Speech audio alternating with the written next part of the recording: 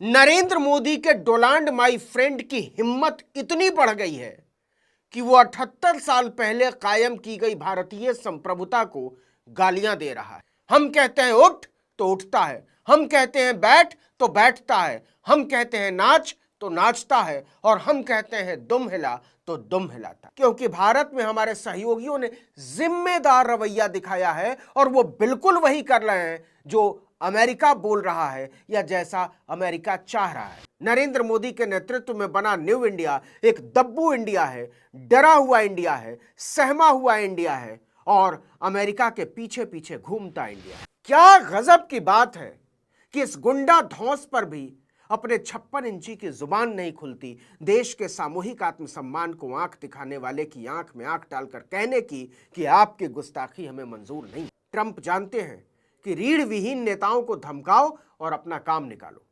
Trump ने कितनी बार और कितने तरीके से भारत के प्रधानमंत्री नरेंद्र मोदी को बेइज्जत किया, इसकी तो गिनती भी नहीं हो सकती। अब जो सामने है वो बिखरा हुआ रायता है जिसे समेटने के चक्कर में वो इसमें लिसड़ते चले जा रहे हैं। बिल्कुल सही सुना आपने। नरेंद्र मोदी के डोनाल्ड माई फ्रेंड की हिम्मत इतनी बढ़ गई है कि वो 78 साल पहले कायम की गई भारतीय संप्रभुता को गालियां दे रहा है। वो रोज भारत के 150 करोड़ नागरिकों को पूरी दुनिया के सामने नीचा दिखा रहा है। बोल रहा है कि भारत हमारे सामने नाचता है। हम कहते हैं उठ तो उठता है, हम कहते हैं बैठ तो बैठता है, हम कहते हैं नाच तो नाचता है, और हम कहते हैं दुम हिला तो दुम हिलाता है। और हमारे प्रधान की हिम्मत नहीं है उसकी आंखों में आंख डालकर बोलने की कि बकवास बंद करो। भारत की संप्रभुता, उसका स्वाभिमान और उसकी स्वतंत्रता बिकाऊ नहीं है। खबरदार जो आइंदे से हमें अपना उपनिवेश समझने की कोशिश की। अमेरिका कहता चल हट। अब सुनिए कैसे उसने एक बार फिर से हमारी संप्रभुता को नीचा दिखाया है। Yes. Have you spoken to President about it? What's the idea behind this? I've spoken to the president about it. Bharat के एक पत्रकार ने व्हाइट हाउस की प्रवक्ता कैरोलिन लेविट से पूछा था कि अमेरिका ने भारत को रूस से तेल खरीदने की छूट दी है, इसे लेकर के आपने राष्ट्रपति ट्रंप से बात की है? इस पर कैरोलिन लेविट ने कहा बिल्कुल बात हुई। Yes, I have spoken to the president about it. लेकिन इसके बाद उन्होंने मुस्कुराते हुए जो कहा वो भारत जैसे संप्रभु, स्वाभिमानी और स्वतंत्र देश के गाल पर तमाचे की तरह है।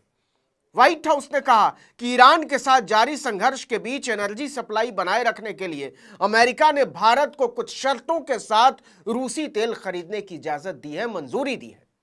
भारत चाहे तो पहले से समुद्र में खड़े जहाजों पर लदे टैंकरों का तेल खरीद सकता है।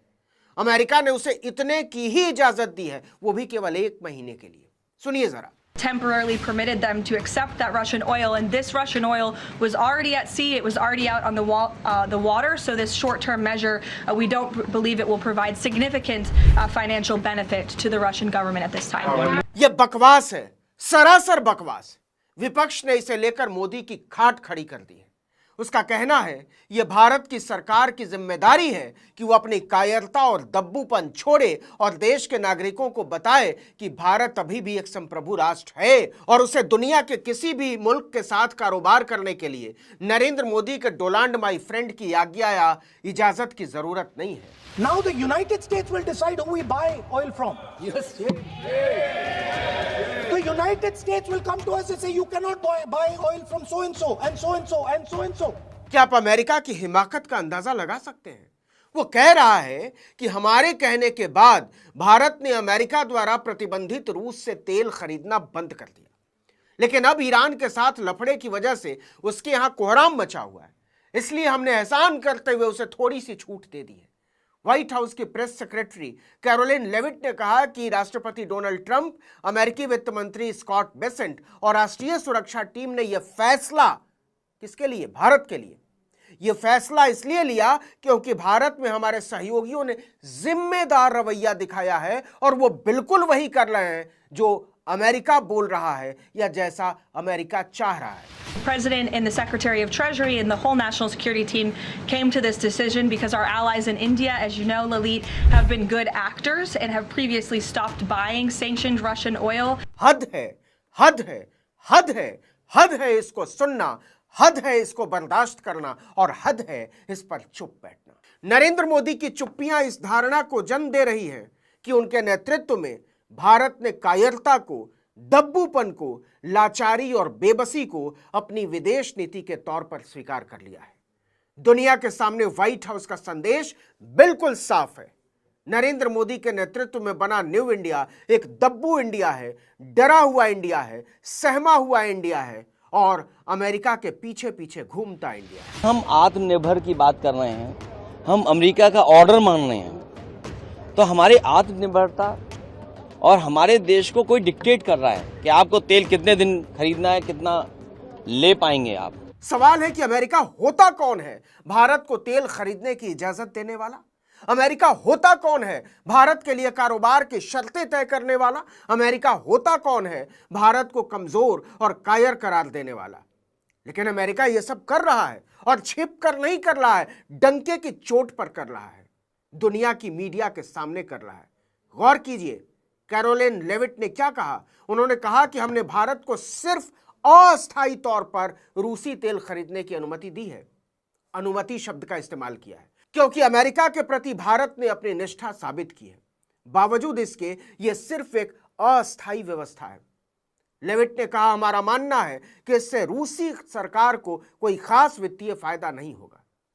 क्या गजब की बात है कि इस गुंडा धौंस पर भी अपने 56 इंची की जुबान नहीं खुलती देश के सामूहिक आत्मसम्मान को आंख दिखाने वाले की आंख में आंख डालकर कहने की कि आपकी गुस्ताखी हमें मंजूर नहीं है। बात यह है कि संकट बढ़ रहे हैं और बढ़ेंगे, क्योंकि जिस तरह से हमारी सरकार ने ये जो ट्रेड डील है इनकी, इसमें जिस तरह से झुके हैं अमेरिका के सामने, उससे हमारे संकट बढ़ेंगे और उसके ऊपर से जंग भी है।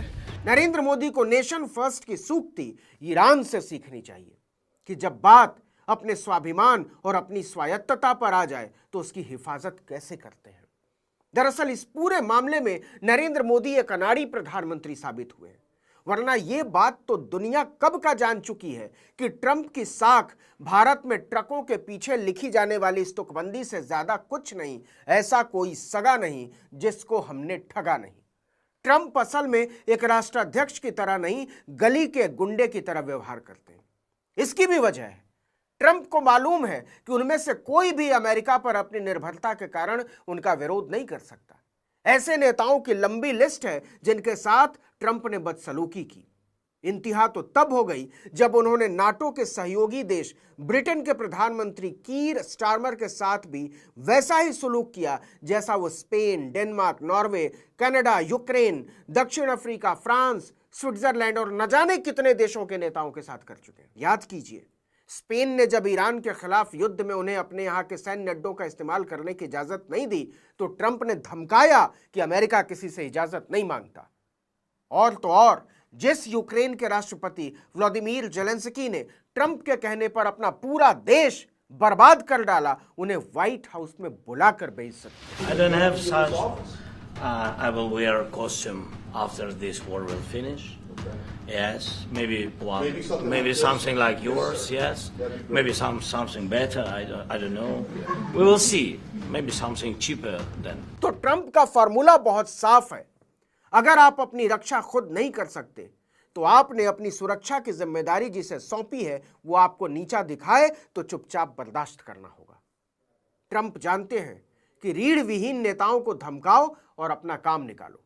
ट्रंप ने कितनी बार और कितने तरीके से भारत के प्रधानमंत्री नरेंद्र मोदी को बेइज्जत किया, इसकी तो गिनती भी नहीं हो सकती। जैसे 60 से ज्यादा बार यह कहना कि उन्होंने व्यापार बंद कर देने की धमकी देकर भारत पाकिस्तान युद्ध रुकवा दिया, जैसे यह कहना कि नरेंद्र मोदी उनकी खुशामद में लगे रहते हैं, जैसे यह कहना कि ऑपरेशन सिंदूर में कितने विमान मार गिराए गए। बेशक उन्होंने यह कभी नहीं बताया कि गिराए गए विमान किस देश के थे, जैसे यह कहना कि मोदी का राजनीतिक भविष्य बर्बाद करना वो नहीं चाहते, वगैरह वगैरह वगैरह वगैरह। Modi is a great man.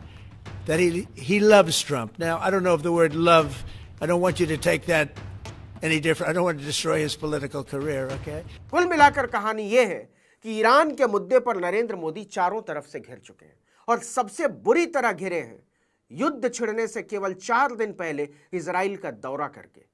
इससे यह समझ में आता है कि नरेंद्र मोदी को कूटनीति की वैसी महीन और गहरी समझ नहीं है जैसी समझ उनसे पहले के प्रधानमंत्रियों को रही है, खासकर मनमोहन सिंह को। और नरेंद्र मोदी इस पर कुछ कर नहीं सकते सिवाय अपना सिर धुनने के, क्योंकि उन्होंने सीखने और सुधारने की लकीर ही मिटा डाली। अब जो सामने है वो बिखरा हुआ रायता है जिसे समेटने के चक्कर में वो इसमें लिसड़ते चले जा रहे हैं।